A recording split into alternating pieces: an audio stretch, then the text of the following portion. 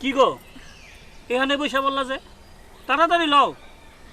হাঁটতে হাঁটতে আমার পাও দুখান ব্যথা হয়ে গেছে, আমি আর হাঁটতে পারুম না।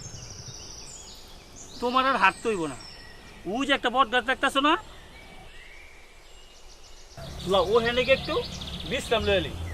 ওঠো ওঠো ওঠো, এই ওঠো তো তাড়াতাড়ি ওঠো। খারো খারো খারো, আমি উঠতেছি। ওঠো ওঠো, মা দেখো হ্যাঁ আসো, আস্তে আস্তে আসো।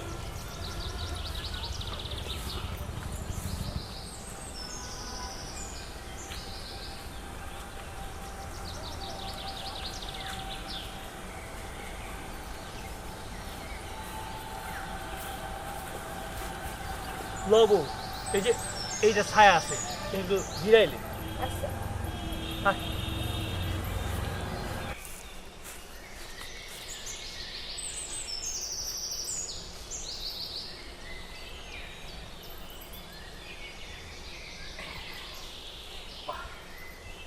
কই রে বউ, আয় জিরাইল।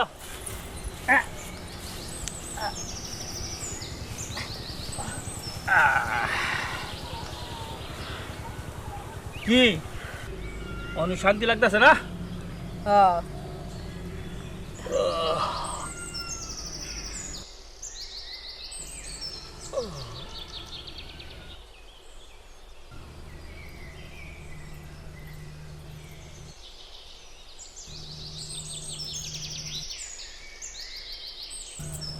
আচ্ছা বউ, তোর একটা প্রশ্ন করি। কও। ওই যে দেখ লাউ গাছটা,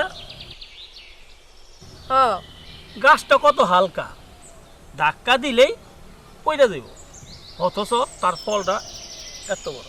হ্যাঁ আর এই গাছটা দেখছ বিশাল বড়, তার ফল কিটা এতটুক। এই জবাবটা আমারে দে। দূরও, তোমার এই কঠিন প্রশ্নের জবাব আমার কাছে নাই। ঠিক আছে বাদ দে, ভাবছিলাম তো শিক্ষিত মায়া, জবাবটা দিতে পারবি, পারলি না। এই এক কাম কর, ওই রুটিটা বাইর কর, অনেক খিদা লাগছে, খাইলে।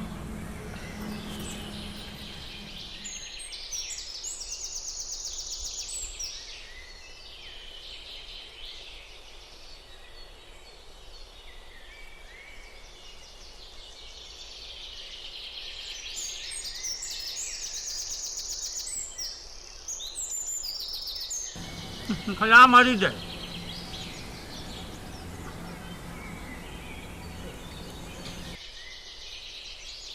আহ কি মজা রে বউ, তোর সাথে রুটি খুব মজা।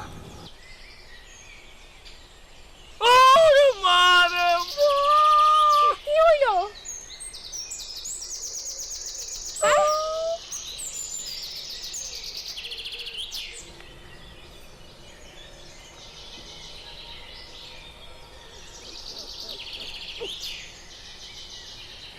হক মাওলা, কি এখন যদি লাউয়ের মতন ফল তার মাথার উপর একটা পড়তো তাহলে এখন কি হতো বুঝতে পেরেছিস? উনি যান সৃষ্টি করে বান্দার মঙ্গলের জন্যই করেন। হক মাওলা।